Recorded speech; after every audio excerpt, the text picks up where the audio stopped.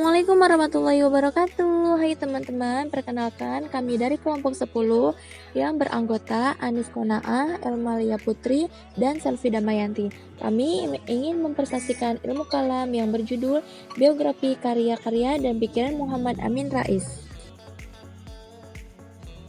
Biografi Muhammad Amin Rais. Dr. Haji Muhammad Amin Rais dilahirkan pada tanggal 26 April 1944 di Solo, Jawa Tengah. Ia lahir dan tumbuh di lingkungan keluarga Muhammadiyah yang menaruh perhatian besar pada pendidikan dan taat beragama. Ayahnya yang bernama Suhud Rais meninggal pada tahun 1985 yang berasal dari Purbalingga, Banyumas, Jawa Tengah. Amin Rais adalah salah satu pilar penting politik di Indonesia yang ikut membidani lahirnya reformasi dan berakhirnya era pemerintahan Orde Baru. Sejak di bangku kuliah, Amin Rais sudah aktif di berbagai organisasi kemahasiswaan. Di antaranya adalah menjadi salah satu pendiri Ikatan Mahasiswa Muhammadiyah dan menjabat sebagai sekretaris Lembaga Dakwah Mahasiswa. Di tahun 1998, Amin Rais mendirikan Partai Amanat Nasional, partai yang membawa aspirasi perjuangan Muhammadiyah untuk negara. Amin Rais menjadi ketua umumnya dan diajukan menjadi calon presiden di pemilu tahun 1999 dan 2004.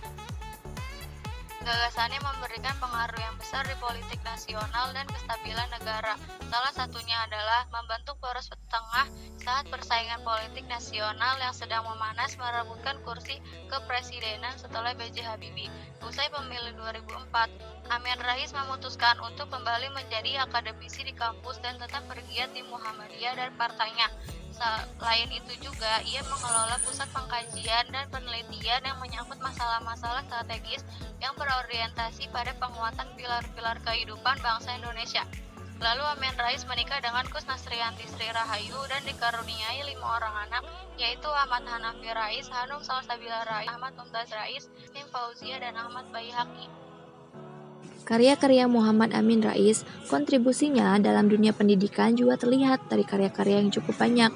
Karya tulisannya dituangkan dalam bentuk artikel, editing, dan kata pengantar di berbagai buku.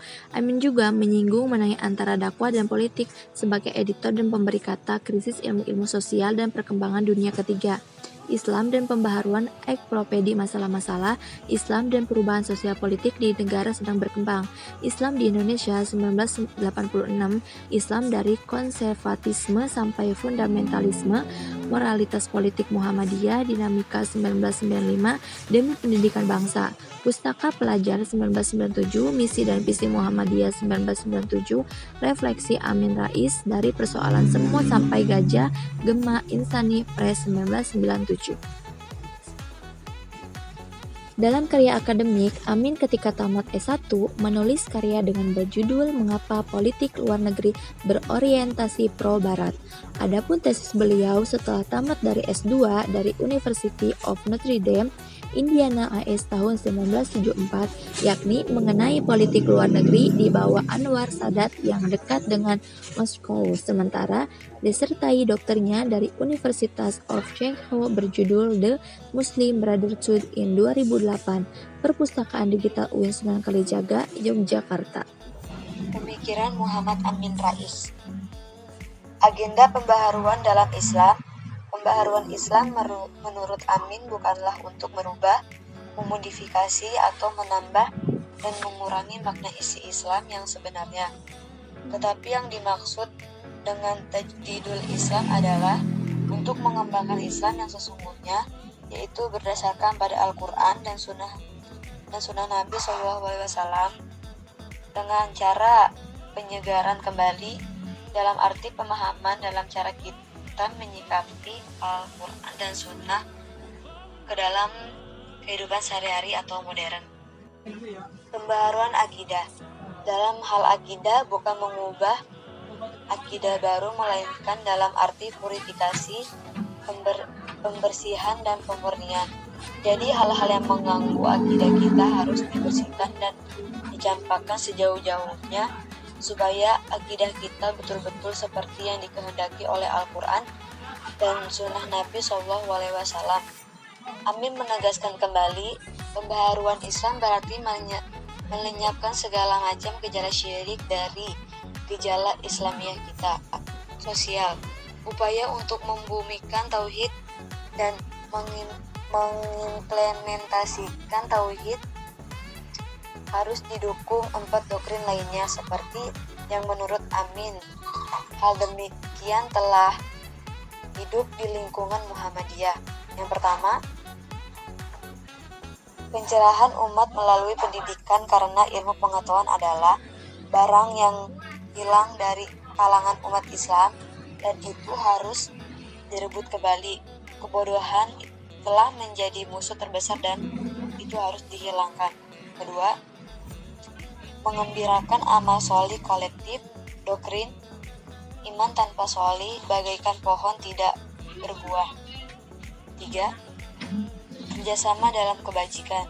Sebagai organisasi dakwah, Muhammadiyah berusaha mengajak seluruh lapisan masyarakat untuk menegakkan kebajikan dan mencegah kemungkaran serta menghimbau bagi juru dakwahnya untuk selalu bekerja sama dengan semua pihak demi tercapainya tujuan mulia.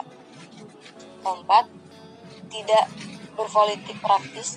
Dalam hal ini organisasi Muhammadiyah dalam membangun infrastruktur dalam perspektif jangka panjang tidak ingin mengambil jalan pintas politik dengan membangun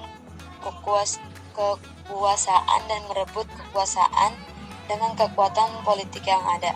Dalam rangka mencerdaskan kualitas umat Islam, dalam hal ini Amin mengambil contoh Muhammadiyah dalam menempuh 3 proses kehidupan